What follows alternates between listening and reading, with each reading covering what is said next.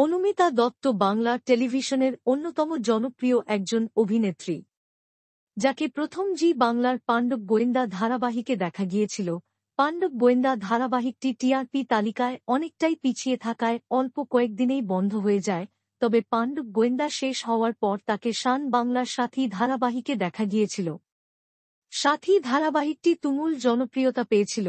Channel হিসেবে খুব ভালো টিআরপি থাকায় প্রায় ২.৫ বছর ধরে সম্প্রচার হয়েছিল সাথী ধারাবাহিকটি, তবে হঠাৎ গল্পের প্রেক্ষাপট সাথী ধারাবাহিক থেকে বিদায় দেওয়া হয় তাকে। এরপর থেকেই তাকে আর কোনো ধারাবাহিকে দেখা যায়নি। তার ফ্যানেরা অধীর আগ্রহে আছে কবে আবারও তাকে নতুন ধারাবাহিকে দেখা যাবে।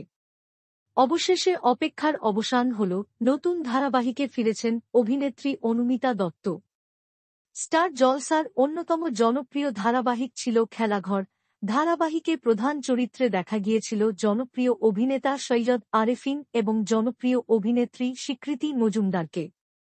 ধারাবাহিকটি ব্লুস প্রোডাকশন এর আন্ডারে সম্প্রচারিত হতো।